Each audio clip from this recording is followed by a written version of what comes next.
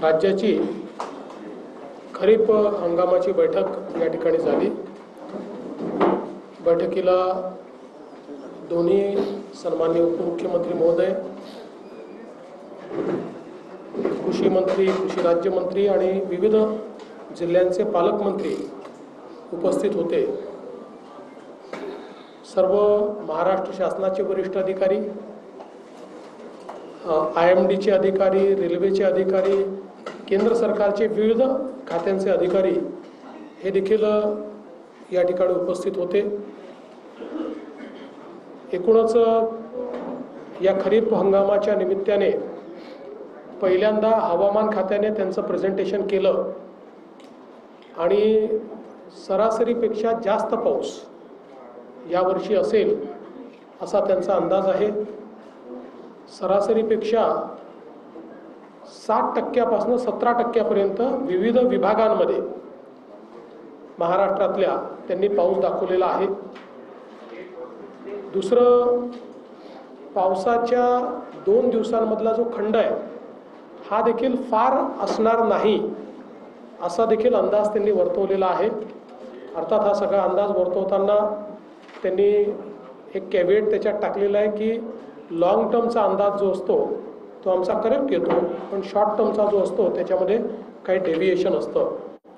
त्यामुळे एकूणच योग्य पाऊस पडेल अशा प्रकारची अपेक्षा या ठिकाणी निश्चितपणे आहे।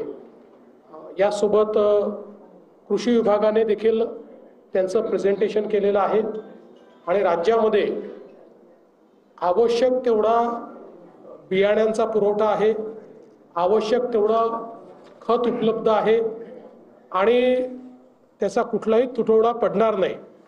आणि साधारणपणे मागील वर्षांचा कल पाहता कुठलं पीक कुठे कमी अधिक प्रमाणात घेण्यात येईल याचा विचार करूनच या ठिकाणी बियाण्यांची उपलब्धता करून देण्यात आलेली आहे।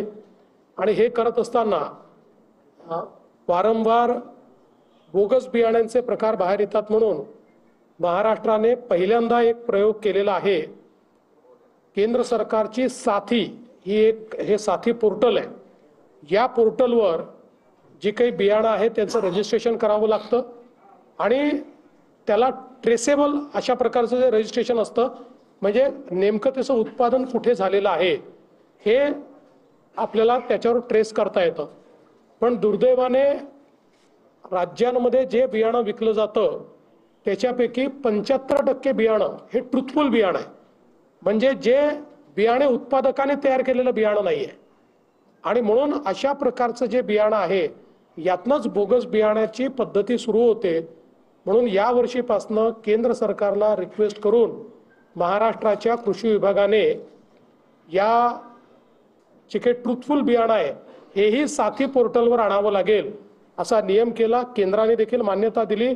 केवळ मान्यताच दिली नाही तर केंद्राने इतर राज्यांनाही सांगितलं की चांगली पद्धती आहे।